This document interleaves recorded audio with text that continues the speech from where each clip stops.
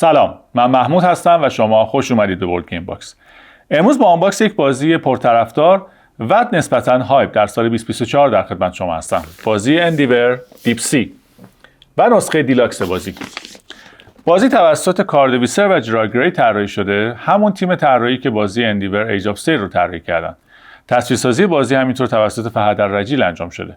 در لحظه‌ای که این ویدیو ضبط میشه، رنک اوورال بازی 408 است و در دسته استراتژی 206. امتیاز بازی 82 و سختی 2.86 از 5. همونطور که می‌بینید با توجه به زمان عرضه بازی تونسته جایگاه بسیار خوبی رو برای خودش پیدا بکنه. در بازی اندیور دیپ سی شما در نقش مدیریت یک مؤسسه تحقیقاتی مستقل قرار از متخصصین محلی استفاده بکنید، به اعماق اقیانوس برید، سایت‌های جدید رو کشف کنید، در اون سایت‌ها تحقیقات زیست محیطی انجام بدید و در نهایت نتیجه این تحقیقات رو در قالب مقالات معتبر به چاپ برسونید. بدون فوت وقت بریم ببینیم که داخل باکس بازی چه چیزایی هست. بورد گیم باکس. بریم سراغ آنباکس بازی اندیور دیپ سی دیلاکس ادیشن. طبق یک رویه جدید خیلی از بازی ها بدون پکیج داره ارائه میشه، در واقع بدون شرینک داره ارائه میشه، از مواد پلاستیکی استفاده نمیکنن یا حداقل در کمترین حالت ممکن استفاده میکنن. خیلی از کامپوننت رو توی بسته کاغذی میگذارن، مثل بازی اسکای تیم مثلا یکی از مواردش، یا یک بازی دیگه که حالا به زودی آنباکسش میکنیم، تریل استوری، که اون هم پکیج نداره و فقط با یک برچسب در واقع در جعبه محکم شده. بازی اندیور سی نسخه دیلاکسش با این پکیج کاغذی ارائه شده، در نسخه عادی این پکیج رو نداریم. باکس خود بازی رو میتونیم ببینیم و در واقع میشه گفت که این بازی یه جورای دوستدار طبیعت هست، چون اینزرتی هم که داخل نسخه دیلاکس هست طبیعت دوسته و از این نظر خب این قابل توجه. بریم که آنباکس رو انجام بدیم، ببینیم داخل این باکس مرموز چه چیزی هست. خب کم کم داره ظاهر میکنه خودشو و من مجبورم که این رو از یه قسمتی برش بزنم، چون که شاید از یکی از طرفین فرق نمیکنه.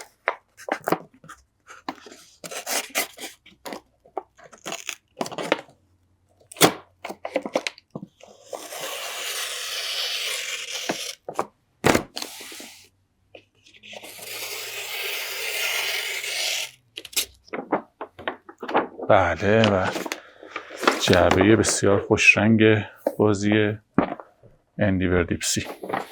خب تصویر روی جعبه یک صندوق هست ظاهراً و در پشت جعبه یه سری اطلاعات در مورد بازی هست، نمایی از چیدمان بازی و بازی مخصوص افراد بالاتر از 14 ساله، 1 تا 5 نفر است و به ازای هر بازیکن 30 دقیقه زمان لازم هست. اینو من توضیح بدم که نسخه دیلاکس در واقع 1 تا 5 نفر است، نسخه معمولی بازی 1 تا 4 نفره هست. یکی از استرچ گلایی که توی کمپین کیک استارتری در واقع این بازی بهش رسیده در مورد نسخه دیلاکس این هست که نفر پنجم رو به بازی اضافه کردم. عطف بازی رو ببینیم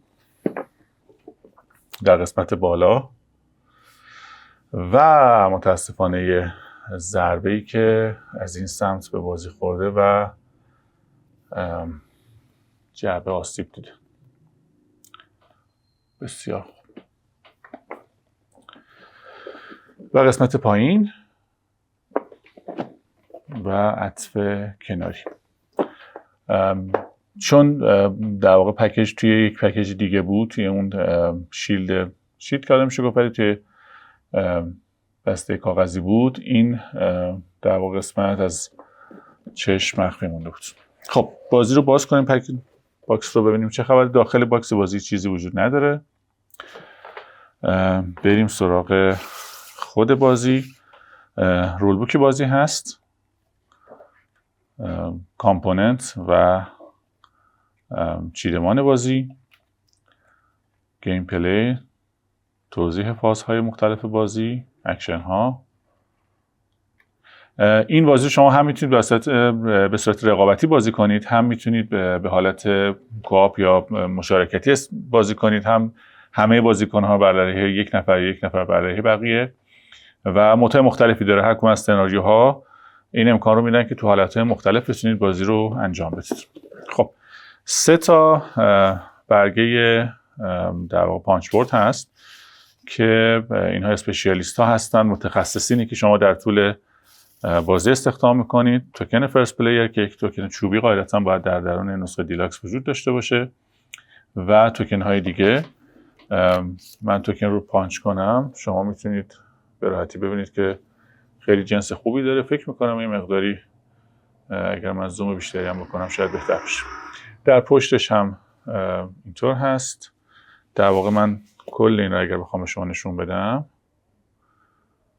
پشت روی توکن ها با هم دیگه متفاوت است که میتونه حاکی از آپگرید شدن اینها باشه. قاعدتاً این 3 تا پانچ بورد همگی این متخصصینی هستن که شما در طول بازی میتونید استخدام کنید. یک برگه اینجاست که در واقع داره توضیح میده که چجوری اینزرت رو باید استفاده کنیم. ارگانایز جعبه صورتی هست. هر کدوم از پلیرها یه دونه از این ارگانایزر مخصوص خودشون دارن که همه قطعات داخلش قرار میگیره و هر کدوم از اینها زیر دریایی که دارن، توکن هایی که مربوط به هر کدوم هست. توضیح ارگانایز کردن باکس و در پشتش هم تبلیغی از برنت آیلند که بازی معروف این The Hall of the Mountain King رو هم همین شرکت تولید کرده که اون هم بازی بسیار جذابی هست و یه روز انشالله با هم دیگه اون رو هم بررسی میکنیم. یه حالت در واقع توضیحات هست یا شفاف سازی علائم و اتصالاتی که توی بازی هست. میرسیم به این قسمت. یه باکس اینجاست که داخل باکس در واقع ریتیل بازی هم همین حالت هست. این باکس در حقیقت میتونم بگم یه نوعی به نظر مثل از پلاستیک از مقوای فشرده درست شده، شبیه بسته‌بندی هایی هست که جدیداً به خاطر محیط زیست در واقع استفاده میشه و خیلی جنس خوبی داره. بنابراین خیلی چیز جذابی هستش که اسپشیالیست ها همه توی این قرار میگیرن. کاوری هم داره. در نسخه ریتیل هم همین در واقع اینزرت وجود داره، همین ارگانایزر وجود داره و خب این خیلی راحت تر میکنه هم بازی رو، هم که خب خودش خیلی جذابی هست. میرسیم به سناریوهای بازی که هر کدوم از اینها 2 رو هستند و 1 و 2 و 3 و 4 و 5 2 تا 10 تا سناریوهای مختلف هست برای بازی که در واقع اینوری هست. باید اینوری نشونتون میدادم. برگه ضخیمی هستن، خیلی ضخیمه، تقریبا چیزی شبیه کارته یا حتی به ضخامت کارت فکر میکنم 300 گرم باشه. در پشت رو سناریوی دوم، سناریوی در واقع 4 و 5 یا 5 و 6، 6 و 7 و این هم آخرین برگ. خب من شمارش کلا اشتباه گفتم. 1 و 2 3 و 4 5 و 6 7 و 8 و 9 و 10. بسیار. بریم سراغ ارگانایزرهایی که برای هر کدوم از بازیکن‌ها تعبیه شده. اینجا هر کدومشون یک ارگانایزر مخصوص خودشون دارن. بسیار چیز جذابی هست، خیلی مرتب میکنه کار رو، خیلی راحت‌تر میشه دسترسی پیدا کرد به قطعات. خیلی خیلی عالیه. من از این نظر خیلی این کار رو واقعا دوست دارم و یکی از اصلا فرقای نسخه دیلاکس و نسخه ریتیل هم همین ارگانایزرهایی هستش که شما در بازی دارید می‌بینید. 5 تا ارگانایزر، میگم نفر پنجم رو در نسخه دیلاکس شما دارید، در نسخه معمولی ندارید و اینم از این 5 رنگ مختلف که خیلی هم رنگ‌های زیبایی است. نکته جذاب اینه که خود اینزرت بازی باز از همون جنسی هست که گفتم. خیلی جنس جذابیه. من تا الان این جنس رو به این ترتیب ندیده بودم ولی خیلی جنس جذابی داره. خب بریم. من این چند تا رو بذارم کنار. یه سری مینی اکسپنشن توی بازی هست، توی نسخه دیلاکس در واقع، که اینا مربوط میشه به اون قسمت که حالا بعداً در موردش صحبت میکنیم. پلی بورد ها رو من بردارم. پلی بورد ها 2 لایه است. و جنس خیلی خوبی داره، ضخامت خوبی داره، در پشتش چیزی نیست. در 5 رنگ، شاید فیروزه‌ای، زرد، قرمز، بنفش و خاکستری یا حالا سفید. این هم از پلیورتا گفتم جنس خوبی دارن، همه چیز خیلی عالی. اینجا ما 2 سری در واقع از این تایل ها داریم که یه جوری نقشه بازی رو میشه گفت ایجاد میکنن. من اینا رو بذارم کنار و اینا رو با هم دیگه چک بکنیم. ببینید که از هیچ پلاستیکی غیر از اون 3-4 تا بگی که هست استفاده نشده، که اون بگ ها فکر میکنم که یه جورایی دوستدار طبیعتن، چون خیلی توی کمپینش هم در واقع تاکید شده بود روی این قضیه که این بازی دوستدار طبیعت است. خب بریم تایل ها رو با هم ببینیم. این تایل ها رو من ترجمه از پایین به شما نشون بدم. پشت تایل ها اگر بخوام به شما نشون بدم، در واقع بر اساس عمقشون رنگشون تغییر میکنه و فکر میکنم که این چرخدنده هم شاید نشانی از حالا یا عمقشن یا سختی بازی. مثلا 200 تا 1000 متر، 4000 متر، 200 متر این میاد در بالاتر، یا مثلا توی این رنگ بین 200 تا 1000 متر هست. برای من از رنگ روشن‌تر شروع میکنم اینجا تا شما بتونید که راحت تر ببینید. اینجا خود خلوت کنم که در واقع روی سطح آب الان هستیم. خیلی طراحی ساده داره و آیکونگرافی خیلی زیبایی، جنس بسیار خوبی داره. اگر بخوام جنسش رو هم به شما نشون بدم، در واقع باید به این ترتیب نشونتون بدم. ضخامتش خیلی خوبه، از نظر کیفیت همه چیز خیلی عالی بوده تو اینجا. کم هایی که شما در روی آب مستقر میکنید و بعد زیر آب میرید و این اومدیم تا 200 متری پایین.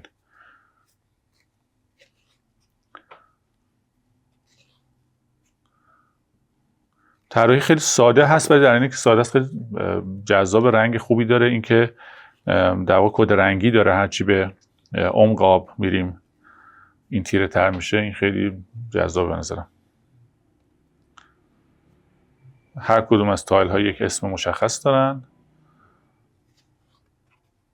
دیگه رفتیم خیلی پایین، تا 1000 متر رفتیم پایین. الان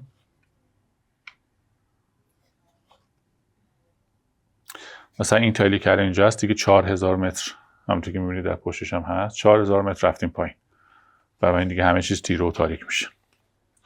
باز اینها هم که اینجاست از 200 متر، 1000 متر و 4000 متر، یعنی ما هی داریم به عمق اقیانوس نزدیکتر میشیم. خیلی خوشگله تایلا، طراحی خیلی جالبی داره. دیگه الان رسیدیم به عمق 1000 تا 4000 متر.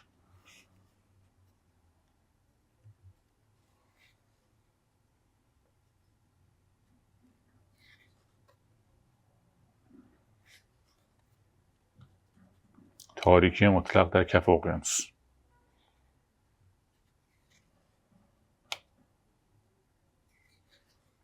تعداد تایل ها خیلی زیاده و در واقع همه اینها نشان از این میده که این تکرار پذیری بازی رو میتونه خیلی زیاد بکنه و بازی خوب ارزش بیشتری میتونه پیدا بکنه. 3 تا تایل اینجا هست در نسخه دیلاکس. این 3 تا تایل هم به عنوان 3 تا مینی اکسپنشن در واقع توی بازی قرار میگیره. این تایل و این تایل که با 3 تا عمق مختلف هم داره روی آب، 0 تا 200 و 200 تا 1000 متر که توضیحاتش اینجا آورده شده. یک اسپشیالیست هم به بازی اضافه شده که باز توی این در واقع مینی اکسپنشن ها هست. و بریم سراغ قسمت زیر. من همه این توکن های چوبی رو میذارم در انتها نشونتون بدم و حواسم هم باشه که زوم رو تنظیم کنم. خب همونطور گفتم توکن های چوبی رو در انتها نشونتون میدم. یک دسته کارت داریم که الان بررسیش میکنیم. یک دسته کارت کوچیک‌تر اینجا داریم. توکن فرست پلیر نسخه در واقع دیلاکس رو داریم که یک میپل چوبی هست به شکل موج که خیلی خوشگله. دفترچه امتیاز شماری که تعداد ورق خیلی زیادی داره و باز فکر میکنم که این هم یکی از مینی اکسپنشن هایی هست که توی بازی قرار داره.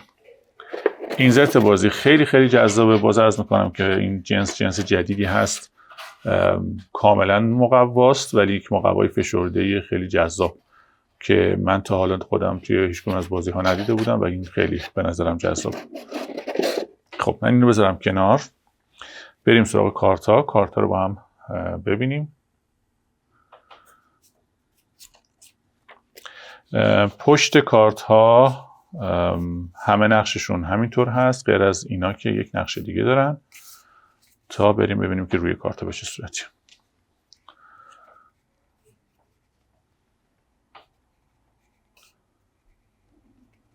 احتمالاً دستورات یا عملیاتی که باید انجام بشه، اهدافی که داره اتفاق میفته.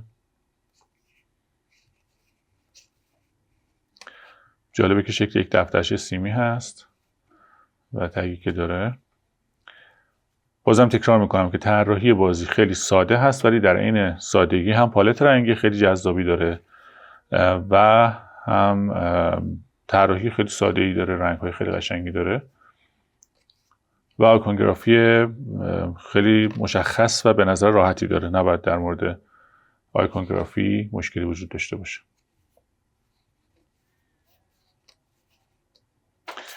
خب این از این دسته کارت. بریم سراغ دسته کارت کوچکتری که توی بازی بود. چند تا کارت به اسم ست بک و بونس گولد که هر کدوم از اینها هم نوشته روش کسی رو باید دید هر کدوم چه کاربردی توی بازی داره و بونس هایی که درون بازی هست.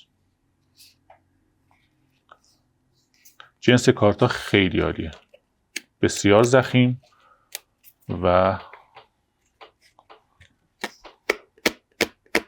خیلی خیلی جنس عالی داره. خب این هم از کارت. بریم حالا سراغ قسمت هیجان انگیزش که شاید یکی از بزرگترین اختلافات بین این نسخه و نسخه معمولی بازی هست. کیسه ها جنس خاصی دارن، کیسه های معمول نیستن، شاید کیسه هایی هستن که راحت تر تجزیه میشن با توجه به همون داستانی که به شما گفتم. این توکن چوبی که اینجا هست مربوط میشه به در واقع این مینی اکسپنشن، همونطور که اینجا میبینید، و این عرضم به حضور شما که توکن های چوبی وال هم باز مربوط میشه به این مینی اکسپنشنی که اینجا هست. جنس چوب خیلی عالیه، خیلی رنگ خوبی داره، پرینت خوبی شده روش همونطور که میبینید. همه چیز خیلی عالیه، ضخامت خیلی خوبی داره و از این نظر هیچ ایرادی نمیشه به کار گرفت. خب بریم سراغ دسته دوم توکن های چوبی. یک سری توکن اینجاست که روشون پرینت شده. همه توکن های بازی دیلاکس اسکرین پرینت هستن و روشون پرینت انجام شده، برخلاف بازی ریتیل. یکی از اختلاف های اصلی هست. توکن هایی که در بازی استفاده میشه همونطور که میبینید.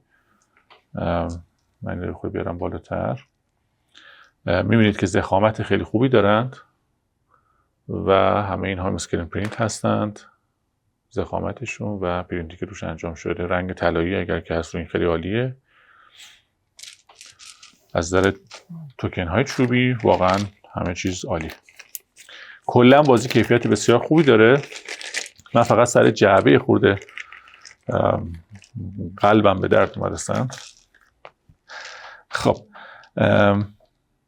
این دوتا به هم چسبیدن که بدون مشکلی باز شدن. در واقع میشه گفت توکن های بازیکن قرمز که هر سه تا یکیه،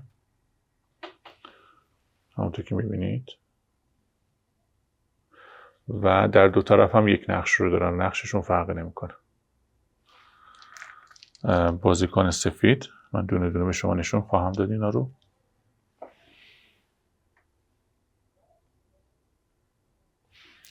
هم فرم این زیردریایی با هم متفاوته، هم خوب قاعدتا پرینتی هم که انجام شده پرینتی متفاوتی هست.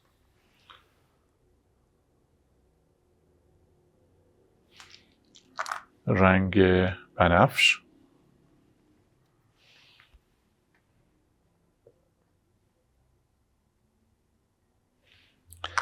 و رنگ شاید بگم فیروزه یا اینجا سبزه، ولی یا همون سبز بگیم.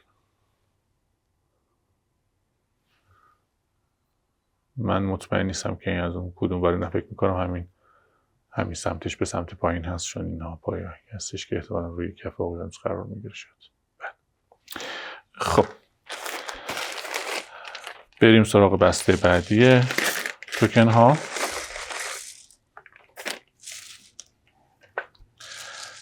توکن ها مربوط به رنگ های مختلف هست و همه 6 ضلعیه و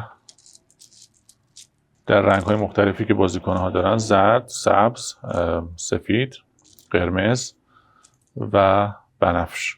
یک طرف پرینتی نداره و در طرف دیگه این ستاره پرینت شده که شما میتونید ببینید. این رو هم بذاریم کنار و بسته آخری که توکن ها توش هست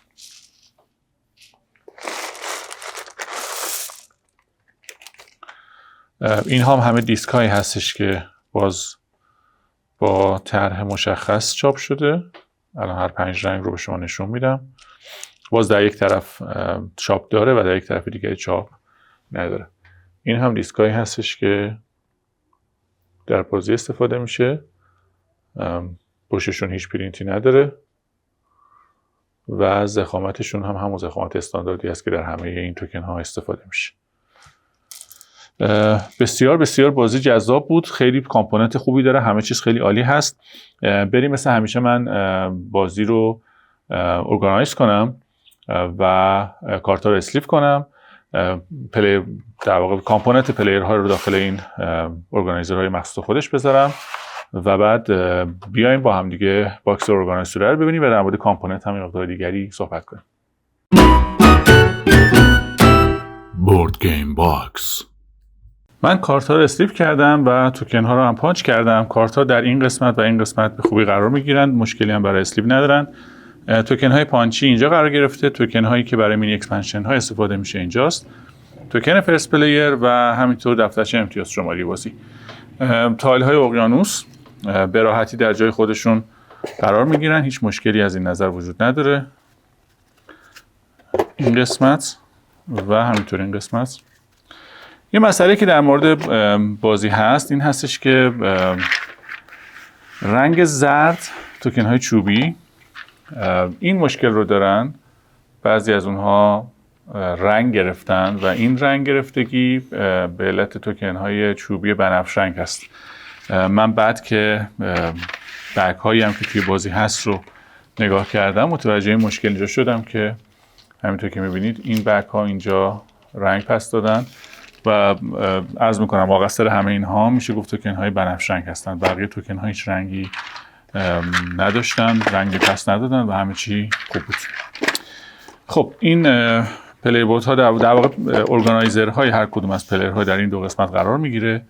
بعد از اون پلی بورد ها رو داریم که میاد در اینجا. برگه های سناریو رو داریم که در این قسمت قرار میگیره به این ترتیب و ارگانایزر اسپشیالیست ها هست که میاد روی همه اینها قرار میگیره و قطعات دفترچه و مواردی که وجود داره مثل این برگ ارگانایزری که هست و در انتها جعبه بازی دربش بسته میشه. این هم از آنباکس و ارگانایز بازی اندیور دیپ سی. امیدوارم که خوشتون اومده باشه. اگر نظری دارید در کامنت ها برای ما بنویسید و خوب باشید.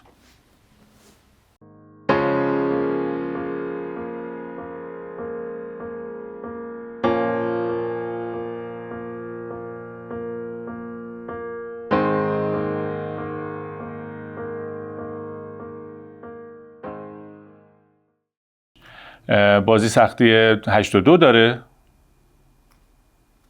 سختی 82 نداره که امتیازش 82.